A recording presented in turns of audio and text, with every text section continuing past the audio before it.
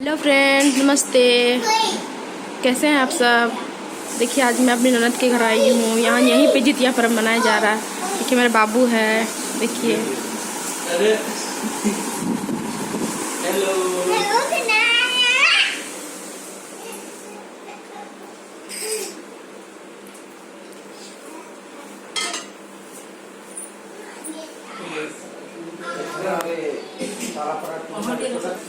देखिए फ्रेंड, पूजा हो रहा है।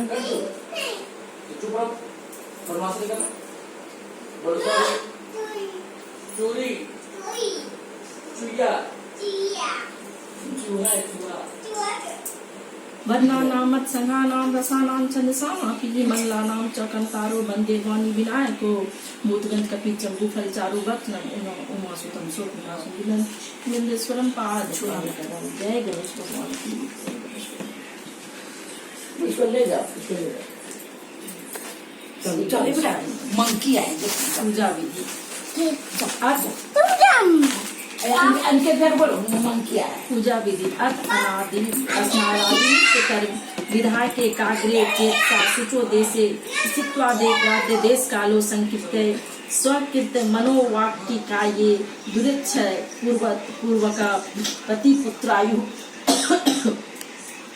सौभाग्य दिशा समृद्ध तवे जीवित का पुत्रवत्तोपवास तत्पूजा च यथा विधि करिष्ये इति जवने हेत्वे पूजयामि महाभागे चिन्हते त्वा पुनः पुनः रूप संपत्ति सौभाग्य वर्धनाय सदा मम मध्यता प्रिया पूजा गृह ने कृपा मंत्रो जीवित पुत्री महाभागे जीवंतु मम पुत्र का आयु वर्धने पुत्राण पच्युति मम सर्वदा नमस्ते निर्विसावले राजा दिमुत वाहन पति पुत्र जनकोर्स वर्चते जनेश्वर इति नम विस्त वरदावनी कथा श्रवण कुर्यते।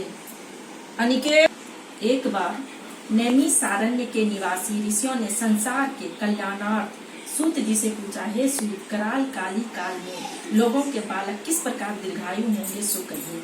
सूत जी बोले, जब द्वापर का अंत और कलयुग का आरंभ था, उसी समय बहुत सी शोकाकुल स्त्रियों ने आपस में सलाह की कि क्या इस कलयुग में माता के जीवित रहते पुत्र मर जाएंगे।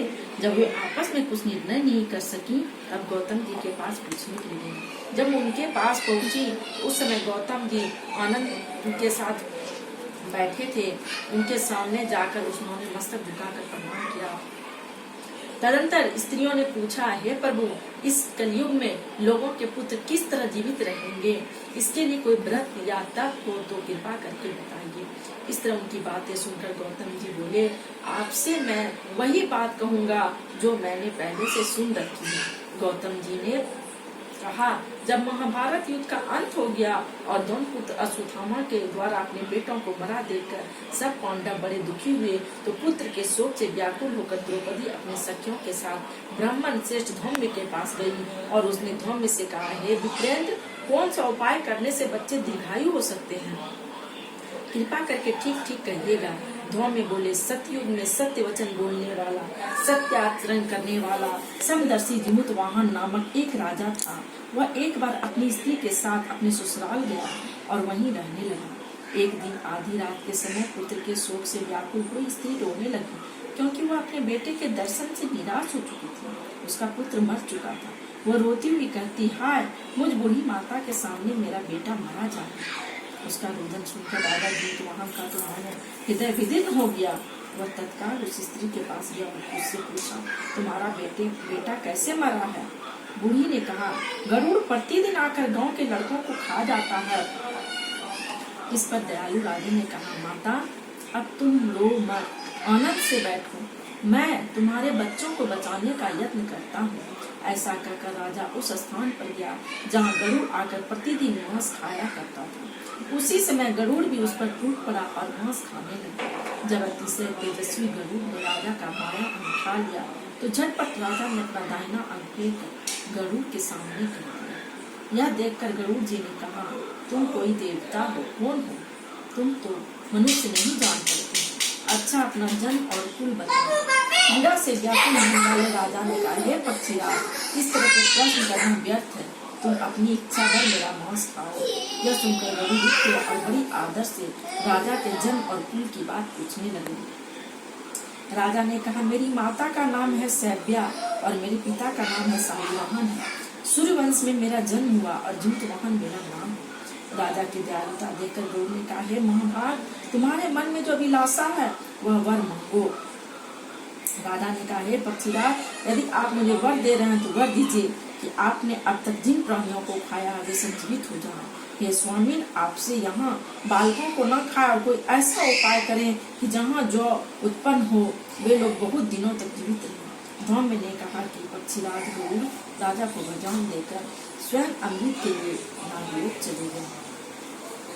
वहाँ से अमृत लाकर उन्होंने उस मरे मनुष्यों की हड्डियों पर बरसाया। ऐसा करने से सब लोग जीवित हो गए जिनको कि पहले गरुड़ ने खाया था। राजा के त्याग और गरुड़ की कृपा से वहाँ वालों को बहुत कष्ट दूर हो गया। उस समय राजा के शरीर की शोभा दूनी हो गई थी। राजा की दयालुता देखकर गरुड़ ने फिर कहा, मैं संसार के कल्याणार्थ एक और वरदान दूंगा। आज आश्विन की सप्तमी से रहित शुभ अष्टमी तिथि है। आज ही तुमने यहाँ की प्रजा को जीवन दान दिया है। हे वत्स, अब से यह दिन ब्रह्मभाव हो गया है, जो मूर्ति भेद से विविध नामों से विख्यात है।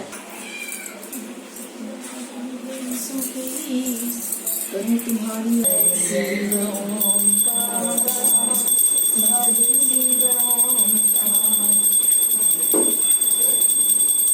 एक सतीदान पर मुझे संकेत करो तुम्हारी आरती। जय जय ओम जय जगदीश हरे स्वामी, जय जगदीश हरे। भक्त जनों के संकट, दास जनों के संकट, क्षण में दूर करे। ओम जय जगदीश हरे, जो ध्यावे फल पावे। दुख बिन से मन का स्वामी, दुख बिन से मन का सुख संपत्ति घरे आवे। कष्ट मिटे तन का। ओम जय जगदीश हरे। माता पिता तुम मेरे, शरण गाऊं मैं किसकी। स्वामी शरण गाऊं मैं किसकी। तुम बिन और न दूजा, प्रभु बिन और न दूजा। आस करूं मैं जिसकी। ओम जय जगदीश हरे। तुम पूरन परमात्मा सबके स्वामी। ओम जय जगदीश। दुख बिनु सेवन का, दुख बिनु सेवन का, सुख संपत्ति घरे आवे। कष्ट मिटे तन का। ओम जय जगदीश हरे। तुम बिन और न दूजा, आस करूं मैं जिसकी। स्वामी आस करूं मैं जिसकी।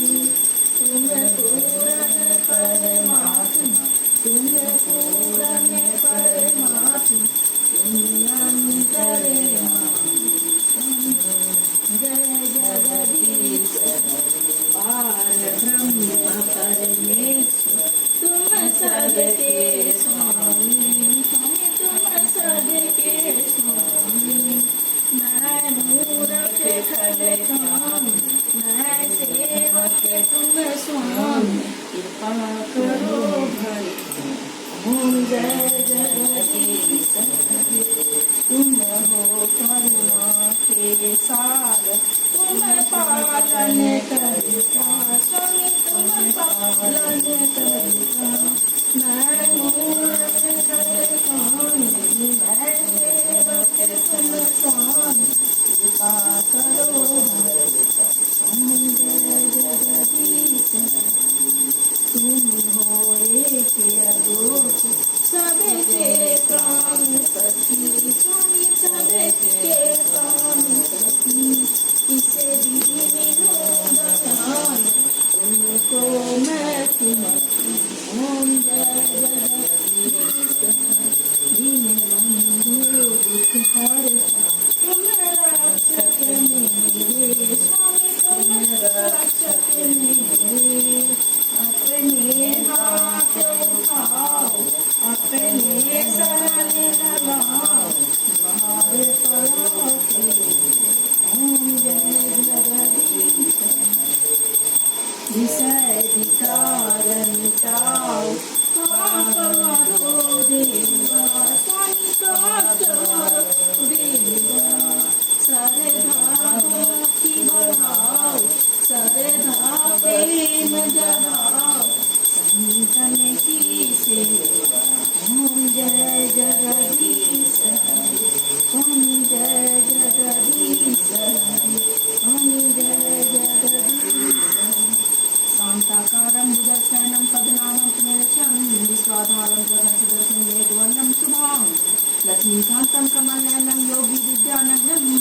दुःखभयं सर्वलोकैकनाथम्।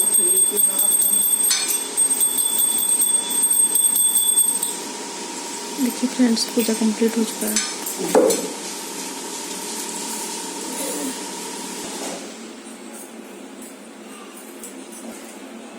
देखिए फ्रेंड, पूजा पूरी हो चुकी है। फ्रेंड